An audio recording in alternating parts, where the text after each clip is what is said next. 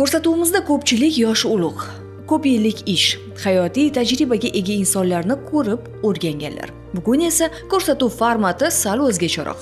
Yosh hayotda o'z o'rniga ega bo'lib kelayotgan inson ko'rsatuvimiz qahramoni. Ilm ortidan ko'plab natijalarga erishib, ortidan yuzlab yoshlarni ergashtira olayotgan, oilasining faxriga aylangan Muslimbek Rasulov to'g'risida bo'ladi.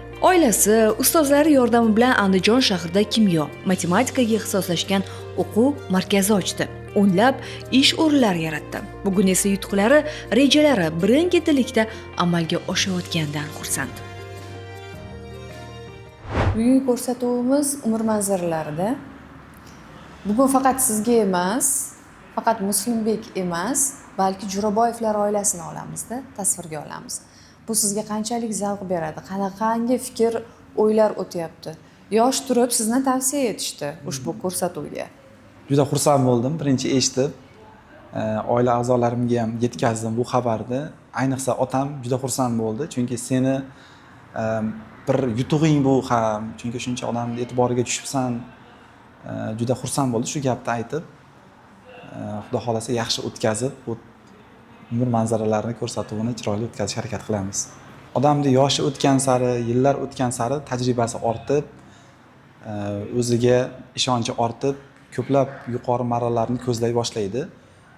Shu kabi hozirgi kunda yoshlarimiz, biz kabi yoshlar millionlab pullar topib, katta-katta tajribalar orttirib, yuqori marralarga erishib kelmoqda. Shu kabi bizni jamoada ham xuddi shunday muhit shakllangan. Biz bu o'quv markazini tashkil qilganimizga hali 1 yil bo'lmasdan turib, hozirgi kunda 200 dan ortiq yoshlar zamonaviy ta'lim bilimlarini olib kelmoqda. Natijalar qanaqa endi? Natijalarimiz bugungi kunda 50 ga yaqin mana shu o'quv yilida milliy sertifikatga ega bo'lgan talabalar yetishib chiqdi. Qisqa muddatda 6 oy, 7 oy davomida o'zlarini tanlagan sohasi, fanlari bo'yicha darajalarga ega bo'lmoqda. Qolgan abituriyentlar esa oliy ta'lim muassasalariga astoydil tayyorlanmoqda bugungi kunda. Endi yosh turib bitta jamoaga boshchilik qilish, ustozlik qilish qanaqa zavq beradi insonga? Biz endi boshchilik qilib, komandani boshqarish uchun biz o'zimizga yillar davomida tajribalar orttirganmiz. Ustozlarimiz bizga tajribalar berib, ko'nikmalarni paydo qilgan. Shu bilimlar asosida o'zimizga hayotda orttirgan xulosalarimiz asosida bugungi kunda jamoani boshqarib kelmoqdamiz va bizning jamoamizning eng yutuqli tarafi o'zini kasbini ustalari, shu o'zini kasbini sevuvchi insonlar shu yerda yig'ilgan. Endi qanaqangidir reja bo'ladi, bitta narsa bilan to'xtab qolmaydi-da. To'g'rimi? To'g'ri. Faqatgina shu o'quv markazi bilan emas, keyinchalik qaysidir jabhalarni egallash, yana qanaqangidir yutuqqa erishish, shuning uchun maqsadlar ham bo'lsa kerak. Albatta, aynan menda hozirgi kunda 2026-yilga eng katta maqsadlarimdan biri shu kimyo darsini o'quv markazi tashkil etilayotgan darslarni to'liq video ko'rinishda YouTube platformasiga joylab kelmoqdaman. Xudo xolasa 2026-yilga bu yakunlanadi. Hozirgi kunda 100 dan ortiq bo'lgan video darslar bepul o'qituvchilar va abituriyentlar uchun YouTube'ga joylandi. Va bundan tashqari eng katta maqsadlarimdan biri shu O'zbekistonga bir foyda keltiradigan bir kashfiyotlar, ilmiy yangiliklar chiqarish va shogirdlarni yanada ko'paytirib, o'sha ximiya sohasini butun O'zbekistonda yanada rivojlantirishga o'z hissamni qo'shish. Murakkab fan-da bu fan. To'g'ri, murakkab fan deb qaraladi, lekin qiziqqan odam uchun, maqsadi bor odam uchun bu qiyinchiliklar o'zini ma'nosini yo'qotadi. Eng asosiysi, bolalar yoshlikdan matematika o'qigan bo'lsa, hisob kitobi, xotirasi yaxshi bo'lsa, kimyo fanini juda tez o'rganishi mumkin. Ham nazariy, ham amaliy qismlarni o'rgansa bo'ladi. Qiyinchiligi ham bormi, zavqi ham bormi? Zavqi shogirdlaringiz bir natija qilsa, shu domladan bilim olib, shu domla sababli oliy o'quv yurtiga kirdim desa yoki ko'chada qayerdadir ko'rib qolsangiz, student bo'lib yurgan bo'lsa, ota-onasi xursand bo'lib, domla sizga rahmat, siz sababli mana farzandim yaxshi oliy o'quv yurtlariga kirdi, yaxshi tomonga o'zgardi desa, shuni eshitsak juda quvonib ketamiz. Qiyinchiliklari endi darsdan keyingi bo'ladigan shu ozgina asabiylik, charchoq, ozgina o'zini qiynaydi. Hamma o'qituvchini ham, o'zi o'qituvchilik kasbini o'zini kasalliklari bor. Shular ozgina qiynaydi, lekin hozirgi kunda bizda yosh bo'lganimiz uchun, g'ayratli bo'lganimiz uchun ozgina dam olsak, bu o'ziga keladigan narsa. Umr manzaralari turlicha. Kimlardir bu manzara chiroyli bo'lishi uchun tinimsiz mehnat qiladi. Qiyinchiliklar, baxtlarga o'rin almashishi uchun doimo izlanadi. Yo'l xuddi insonni umriga o'xshaydi-da. O'sha o'nqir-cho'nqir bo'lishi, ba'zida tekis yo'lga tushib qolasizda, ba'zida o'sha o'nqir-cho'nqir yo'lga tushasiz, lekin yana davom etib ketaveradi-da. Hali yoshsiz, lekin umr manzaralarini menimcha chiroyli tasvirga ega bo'lish uchun harakat qilayotganlardansizda, to'g'rimi? To'g'ri. Hayotimizda juda ko'p yoshligimizdan qiyinchiliklar bo'lgan.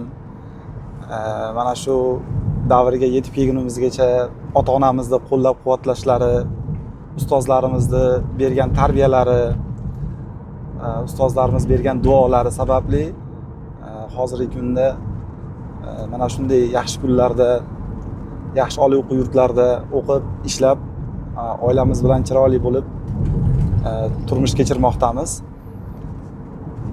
Asosiy yoshlik davrimiz bizda mehnat bilan o'tgan yoshlik davrimiz. Eng ko'p ishlarimiz asosan yoz davrida bo'lardi.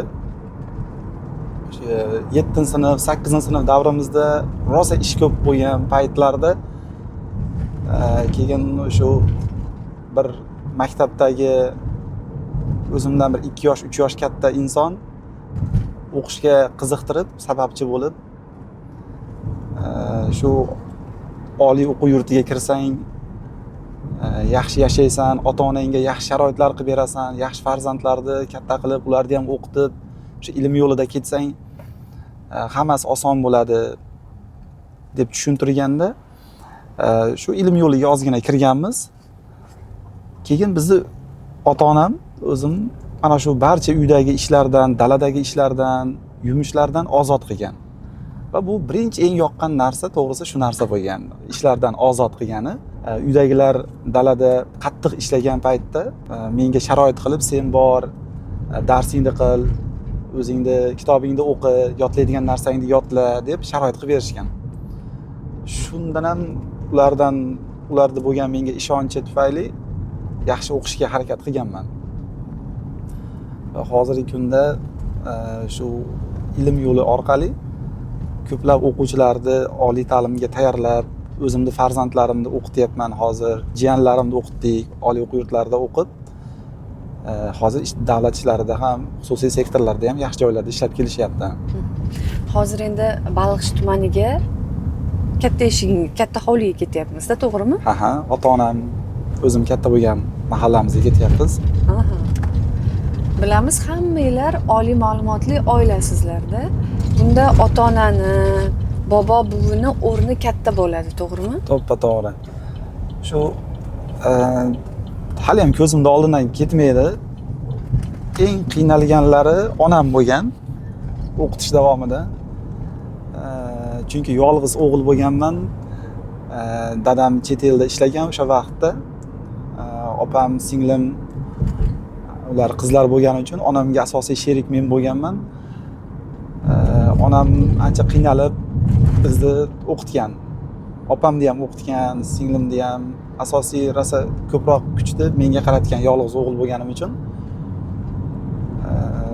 Enam, otamlar agar o'qishga borib kelgani yo'l kiram bo'lmasa, hattoki pensiyalaridan ham berardi. Uyga borganimda pensiyalaridan berib, pul kerak emas desam ham, ol, o'sha yerda bir ovqatlanasan, kitob olasan deb pensiyalari chiqqan paytda o'zlari chaqirishardi, duolar qilib, pensiya pulidan berib o'qitishardi. Sen katta hali odam bo'lasan, menga nima deydi, kuch berardi. Otam ko'proq meni doktor bo'lishimni xohlagan.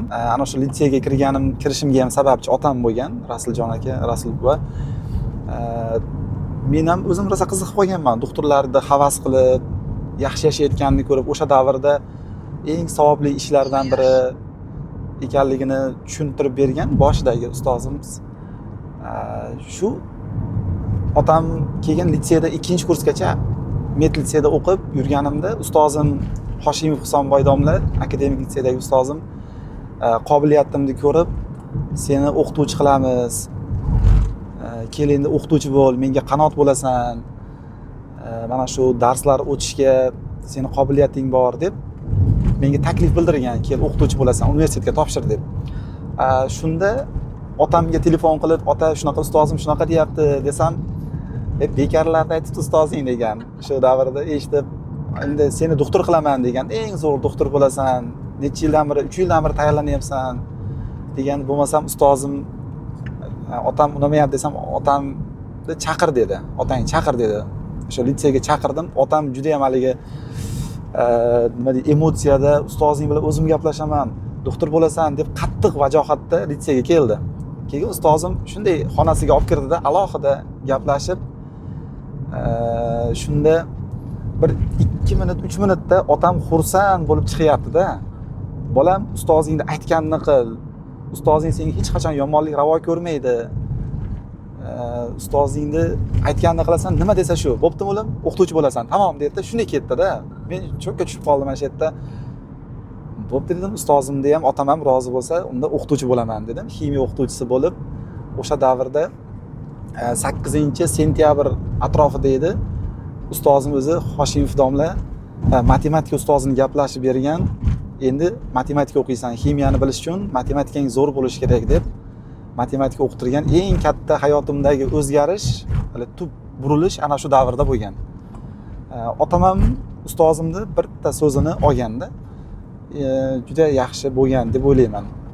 Ko'p yaxshi tomonlarni tushuntirgan.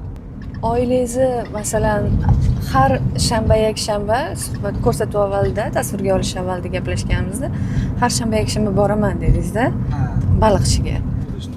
Qalbingiz yashnaydimi kelayotganingizda? Baribir ota hovli, yaqinlar, bobo, buvi, dada, aya shu yerda ona. Ular borligi, ko'pchiligida bu g'animatda bu ota-onalar. Shuning uchun har hafta ishdan kelib birinchi o'sha katta eshigimizga otam bilan enamni ko'rgani boraman. Duolar qilaman, duolar qilishadi o'zlari. Bizni ko'rib nevaralarni olib kel deydi, rosa xursand bo'ladi. Sendan hech narsa kerak emas, shu nevaralarimni olib kelsang, kelib ularni ko'rsam xursand bo'laman deb otamlar chaqirishadi va maza qilib dam olib ketamiz. Baliqchi tumanida istiqomat qilayotgan, ahilligi, mehnatsevarligi va farzandlarining yutuqlari bilan mahallada hurmat qozongan Jo'raboyevlar xonadoni haqida hikoya qilmoqchimiz. Har bir xonadonning o'ziga xos qadriyatlari va hayotiy saboqlari bo'ladi. Jo'raboyevlar oilasi ham ana shunday mehr-oqibat, hamjihatlik va tinimsiz mehnat bilan shakllangan ibratli oilalardan biri. Bu xonadonda har bir kun baraka va fayz bilan boshlanadi. Oila boshlig'i va onaxon yillar davomida halol mehnat qilib, farzandlariga yaxshi tarbiya va bilim berishga alohida e'tibor qaratganlar. Biz mana oilamni oliy ma'lumotli, farzandlari mana 71-72-yil mana Qahramonjon Muslimbek dadasi 72-yil mana bularni o'qitib, tarbiyalab, o'qishda o'qitdim hammasini. Oilali bo'ldi, uyladim, Koreyaga jo'natdim. Koreyada ham 10 yil, 10 necha yil yurib keldi Koreyada. Juda sabrli bola. Endi Muslimbek shu Qahramonjonning o'g'li mana nabiramni o'zim tarbiyalaganman. Andijonga 2 yil o'zim ertamadan dushanba kuni tashlab kelaman, shanba kuni olib kelaman. Birovga ishonmayman. Shunaqa yaxshi ko'raman nabiramni. Men aytgan yo'nalishim bilan Medinistda o'qitaman deb olib borgandim, lekin ustozlari qo'ymadi. Muslimbek shu biz yo'nalishda ketsin, отлично o'qiydi, universitetga hammadan birinchi kiradi dedi. Aytganda budjetga birinchi o'rinda kirdi, mana o'qitdi, tarbiyaladik. Magistraturada uyladim o'zini kursdoshiga. Ikkalasini ham magistraturada o'qitdim, majburan o'qitdim, o'qisa ekanlang deb. Endi aspiranturaga hozir dasturanturaga hozir majbur qilib turibman, o'qiysizlar. Endi hali o'quvni boshqa qilib sal zerikib qolganmi o'tgan yili ota 1 yil dam bering deyishdi. Xo'p dedim. Endi bu yillarga dam bermang, mana ikkalang ham dasturxonga kirasizlar. Qanaqa sharoit bo'lsa men qilib beraman sizlarga. Hech xijolat bo'lmanglar. Mana Xudoga shukr. Juda esli aqlli kelinim ham juda xursandmanki, nabira kelinimda. Kelinlarni kelin demayman, qizim deyman. Kuyovlarni o'g'lim deyman. Ana shunda hammasi juda hurmat qilishadi bizni. Rahmat bolajonlarimga. Hojilarga jo'natdi Muslimbek. Enasini jo'natdi bultir. Endi bu yil kelin ekalang borasan deb majbur qilib turibman hozir bularni. Shunga ham borib kelinglar desam, endi bo'pti deyishdi, Xudo xolasa unga ham jo'natamiz. Har bir nabira bobo uchun o'zgacha. Danagidan mag'zi shirin deydi dono xalqimiz. Chindan shunday ekanligi bugungi oila misolida ham ko'rish mumkin. 3 avlod bir joyga jam bo'lganda ularning suhbatlari-yu bir-biriga berayotgan maslahatlari insonni havasini keltiradi. Farzandlarga, nabiralarga to'g'ri tarbiya berish natijasini baxtli oila misolida ko'rish mumkin. Farzandlarimizning ilmli bo'lib, elga xizmat qilayotganini ko'rish biz uchun katta baxt. Eng muhimi ular halol mehnat qilib, yoshlar tarbiyasiga hissa qo'shsin deydilar. Avvalambor oilada xotirjamlik bo'lishi kerak. Birinchi o'rinda izzat, hurmat bo'lishi kerak. Kelin bo'ladimi, o'g'il bo'ladimi, qiz bo'ladimi, ota-onani hurmat qilsa, albatta o'sha uyda baraka ham bo'ladi, hamma yoq bo'ladi. Avvalambor esli aqlli kuyovni hurmat qilish kerak, qaynota-qaynotani hurmat qilish kerak, kelgan mehmonlarni yaxshi kutib olish kerak, uyda pokiza olib o'tirish kerak. Mana hozir 17 ta qudam bo'ldi. Mana to'y ustiga chiqdilar. Kecha patani berdik. Inson o'zi tartibli bo'lish kerak. Bolalarga namuna bo'lish kerak ota-ona. Avvalambor. Lekin hurmatingiz joyida bo'ladi. Kim bo'lsa ko'chadan hurmat qiladi, uyingizda oila, nevara, chevaralarni hurmat qiladi. Avvalo tartib bo'lish kerak. Ota-onalar masalan mana kelinlarni o'z qizdek qabul qilish kerak. Nima birovning qizini kelin qildim deb hali ortiqcha nima qilsa bo'lmaydi. Men kelinimga bo'sh qo'yib yuboraman. Qizlarim nima ish qilsalar qilavinglar, o'zlaring bilib. O'shaning uchun hammasi hurmat qiladi. Avvalambor inson bir-birini hurmat qilish kerak-da. Hammasi qaynota, kuyov, boshqa demoqchi. Namunali bo'lsangiz, oilaga to'g'ri tarbiya berish kerak avvalambor. Esli aqlli, oriyat nomusli bo'lsin deyman bolalar ham. Bolalarda, nabiralarda rohatini ko'rish, mana ota-onaga sodiq farzand bo'lsa, aqli bo'lsa, hurmatini joyiga qo'ysa, bundan ortiq nima bor hozir?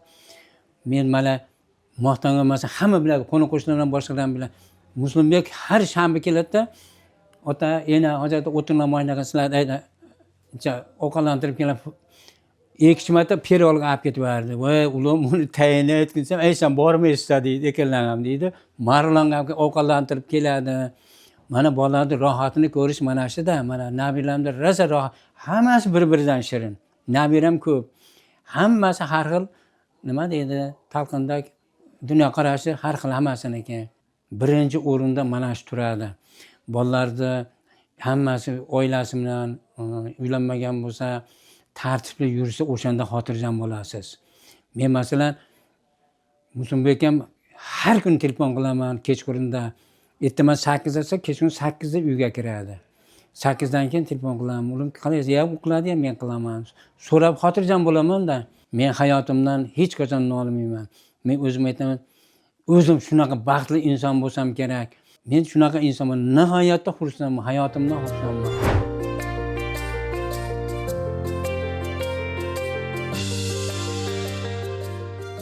Albatta, har bir ota-ona farzandini kamolni ko'rish uchun tinimsiz izlanadi, pul topadi, hech kimdan kam bo'lmasligini niyat qiladi.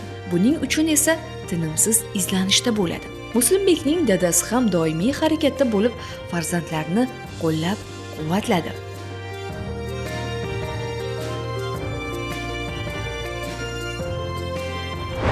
Ota bilan onaning bolalarni, farzandlarni tarbiyalashda o'ta muhim roli bor. Masalan, maktablarda ham tarbiyalaydi, lekin ota-ona uyda tarbiyalagani boshqa. Masalan, onaning o'rni boshqa, otaning o'rni boshqa tarbiya yo'lida. Otaning tarbiyasi birinchi o'ringa turadi. Masalan, ko'cha-ko'yda onani o'rgatganlari boshqa, uyda haligi xarakterga mehmon kelsa kuzatish, ketish. Otaning vazifasi ko'cha-ko'yda yurganda birovlarni hurmat qilish, ota-onani yosh katta qariyalar hurmat qilishni o'rgatadi. Keyin ota ko'chadan kelganda dadang kelyapti desa, sal bo'lsa ham hayiqib turishni o'rganish kerak. Onani masalan fazilatlarini qizlari boshqa uyga borib kelin bo'lib tushganda ham onani o'rgatganlarini eplab ketishni o'rganish kerak. Kim masalan ko'chada yurgan vaqtda shunday deyiladi, masalan kimni o'g'li, kimni qizi deyiladi. O'sha otasini gapiradi ko'proq.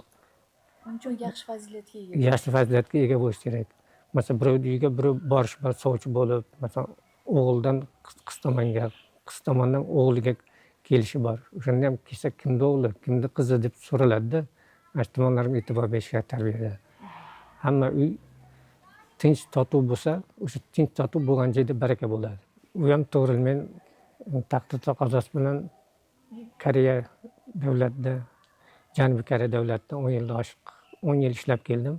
O'sha yerda ham lekin tarbiya bo'yicha o'sha yerda ham masalan nima qilyapti, nima qo'yyapti, telefon orqali ko'rishib, gaplashib, o'shanda ham tarbiyalar shug'ullanmoqdamiz.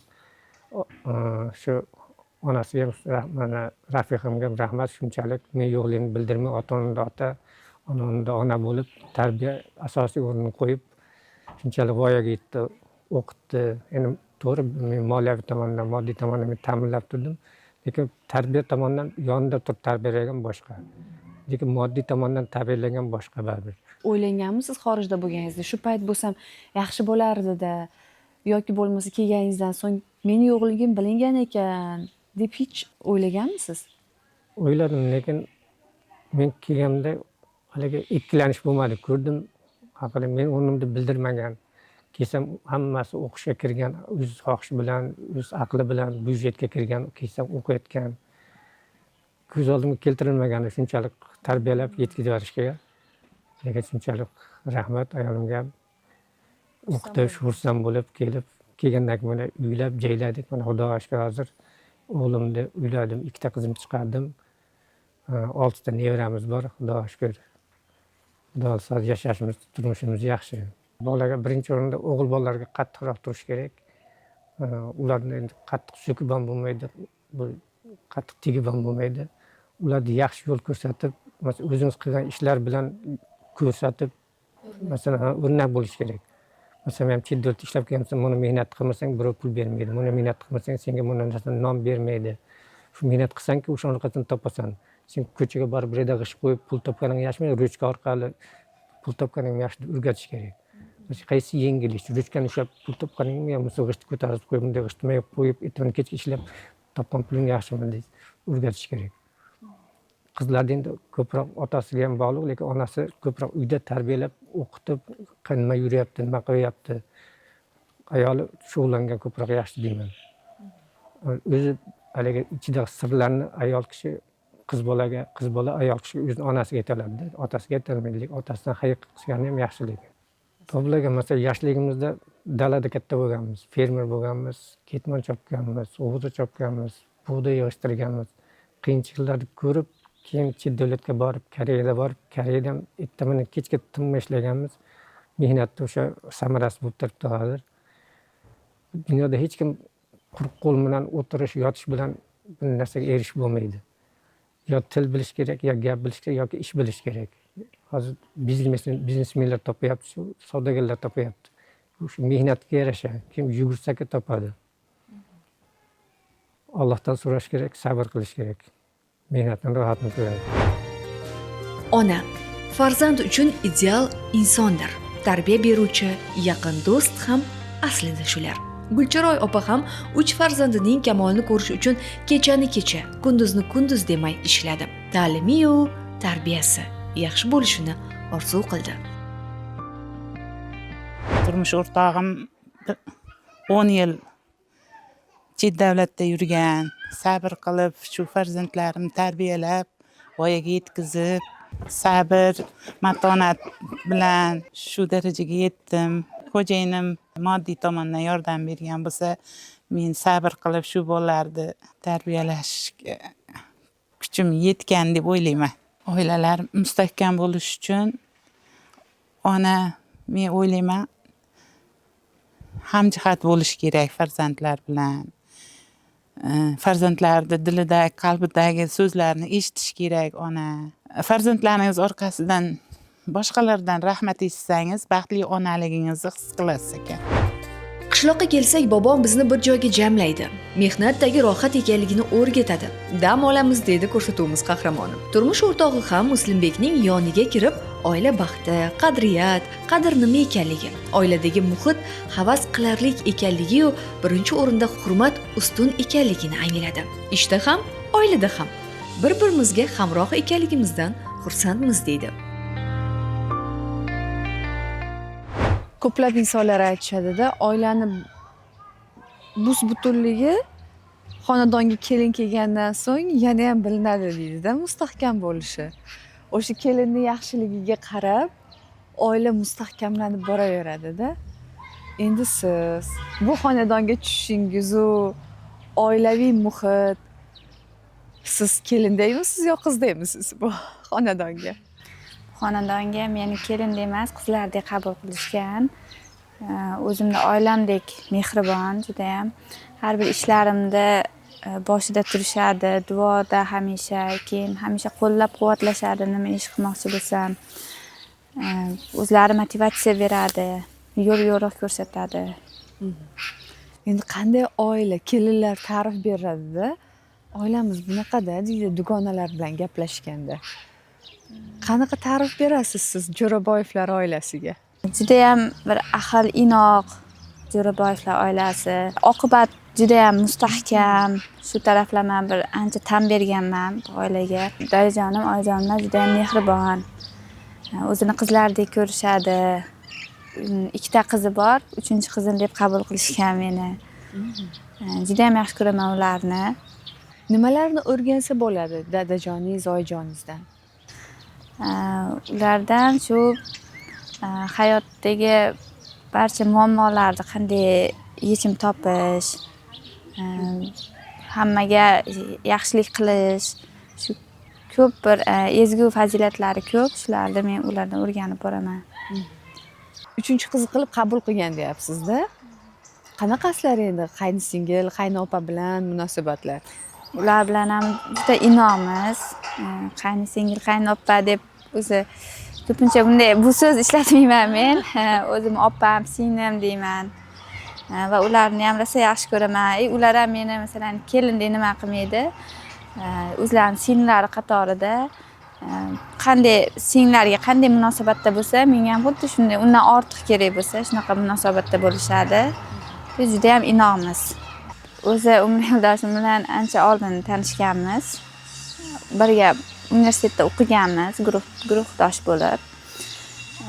Keyin bitirganimizdan so'ng turmush qurdik. Umr manzaralaringizni chiroyli qilish uchun ayol kishidan nima talab etiladi? Hayotingiz shirin bo'lishi uchun ayol kishi nimaga e'tibor berish kerak? Umr yo'ldoshim bilan umrimiz mazmunli bo'lishi uchun shu ko'proq shu xo'jayinimni qarorlarini qo'llab-quvvatlaymiz, hurmat qilaman. Nimani afzal ko'rsa, shuni nima qilaman. Xursandmisiz bu umr yo'lingizdan? Ha, juda ham xursandman. Taqdirimdan xursandman. Umr yo'llari ajoyib.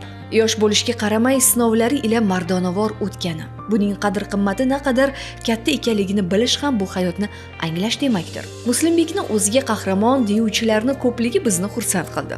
O'z jigarlariga chin akalik qilishi esa jigarchilik va qarindoshlik rishtalari muhim ekanligini anglatgandek.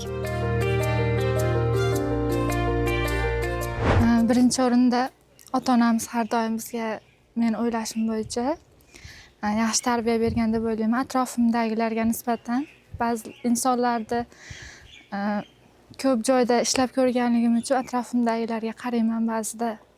Ularga nisbatan meni xatti-harakatim ajralib turadi, chunki bunda ota-onamni, akamni o'rni, opamni o'rni katta deb o'ylayman. Chunki men tug'ilganimdan keyin 2 yildan keyin dadam chet elga ketgan. Onam bilan akam o'zlari tarbiya qilishgan. O'shaning uchun akamning o'rni juda ham katta deb o'ylayman men uchun. O'qishga kirishim uchun ham, oila qurishim uchun ham ota-onam menga birinchi o'rinda o'zimga, xohishimga qarashgan har doim. Men nima tanlasam, mayli o'zingga ruxsat beramiz, o'zingga qo'yib beramiz deyishardi. O'qishga kirishimda akam menga juda ham katta turtki bo'lgan. Men o'zim boshqa sohani tanlamoqchi bo'lganman boshida. Akam yo'q. Men senga kelajagini ko'ra oladigan, kelajagi bo'ladigan kasb tanlab beraman deb akam turtkilik qilgan va o'zi o'qitgan. O'zini oldida olib yurib birga o'qishimda ancha katta yordam qilgan. Agarda yaxshi o'qimasam o'zi ancha tarbiya berib, o'zini yonida yurib, ba'zida dakkilar ham bergan paytlar ham bo'lgan. O'qishda ham birinchi mendan so'rardi, hammani o'rtasida. Sen meni singlimsan deb ajratmasdi. Birinchi o'rinda men sen singlim bo'lsang, meni yuzimni yorug' qilishing kerak shular o'rtasida derdi. Ularga mos bo'lishga harakat qilganman deb o'ylayman. Keyin oila qurganimda ham akam menga o'ta ko'p tavsiyalar bergan. Bunday bo'lish kerak, bunday bo'lish kerak deb. O'shaning uchun akamni men hayotimda o'rni juda ham katta. Shukr qilaman shu oilada, shunaqa ziyoli oilada shunday ota-onam, shunday opa-singlim, akam borligidan faxrlanganman har doim. Hech qachon afsus qilmaganman, Xudoga shukr. Bobodan, buvidan olingan tarbiya, ilm olish, hunar egallash Muslimbekni jiyanlariga tirgak bo'lishga ham chorlagan. Muslimbek akamga ko'p havas qilaman.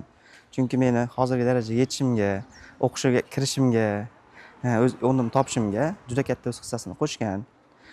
Misol uchun o'qishga kirayotgan paytimda, ikkilanish bo'lgan paytlarda o'z yo'nalishimni topib berib, o'z kattasini hissa qo'shib, mana shu xalqimizga, o'zimiz tumanimizga kerakli farzand topib yetishishimga ancha yordam berdi.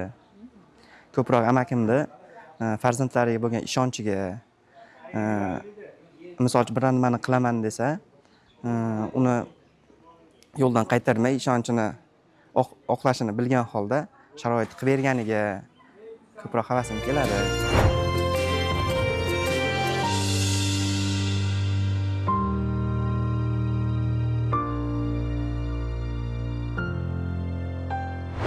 Hammada tushkunlik bo'ladi, qiyinchilik davri, moliyaviy tarafdan, ruhan qiyinchiliklar bo'ladi, lekin barchasi o'tkinchi. Asosiysi hozirgi yashab turgan kunimiz, zamonimiz tinch, o'zlari baxtli, oilamiz, Xudoga shukr, hammasi zo'r. Qiyinchilik kunlarini agar so'rasangiz aytib beraman. Masalan, o'zimni qiyin kunlarimni ota-onam bilan bo'lgan bitta voqea. Bir kuni o'sha o'qishda, litseyda o'qiyotgan paytimda Damas'dan tushib, sumkalarim bilan uyimda oldida tushib qolsam, ayam narigi qishloqdan piyoda kelayotgan ekan, sovuq kunda. Keyin ayamga hazillashdimda, ayam bilan bir samimiy suhbat quramiz, hazillashib, "Aya, nimaga piyoda kelyapsiz narigi qishloqdan? Mashinaga chiqib kelsangiz bo'lmaydimi? Juda arzon edi yo'l kiralar." Desam, endi onam shunday javob berdi, hazilomuz tarzda, "Shu yo'l kiramni senga to'plab, seni o'qishingga yo'l kira qilib beryapman bolam. Sen dushanba kuni olib ketyapsan. Men hozir piyoda yurib turaman. Ertaga sen o'qishga kirib, yaxshi ishlab, halol ishlab, bizni mana mashina olib berasan dadangga, uylar qilamiz, chiroyli yashaymiz. Hozir shunaqa qiyinlik davri." deganda ichimda bir g'alati bir hissiyot bo'lgan. Shu hazillashganimga ham ming pushaymon yeganman. Hali ham xotiramda chuqur iz qolgan shu voqea. Hozir endi bu natijasi nima bo'ldi endi? Natijasi O'sha paytda sizga qattiq ta'sir qilgan ekan. Hozir endi buni ijobiy natijasi bo'ldimi? Ijobiy natijasi bo'lyapti. Dadamga, o'zimga mashina oldik, hammasi uy oldik. Shaharda ikkita uyimiz bor, qishloqda uyimiz bor, uylar remont qildik, to'ylar qildik, singillarni chiqardik, singillarni o'qitdik, opamni o'qitdik. Hammasi shu ota-onamni bizga bergan to'g'ri tarbiyasi, ustozlarimiz bergan to'g'ri ta'limi sababli mana shu marralarga erishib kelmoqdamiz. Bugun Jo'raboyevlar oilasiga kirib shuni angladikki, mehr, o'zaro hurmat ushbu oilani bog'lab turibdi. Yosh ulug'larning tarbiyasi orqali esa ko'rsatuvimiz qahramoni ham qadriyatlarni saqlab qolish uchun harakatda. Yoshlik eng shijoatga to'la davr. Bundan unumli foydalanish, umr manzaralarini qahramonimiz kabi sermazmun qilish barchaning o'z qo'lida.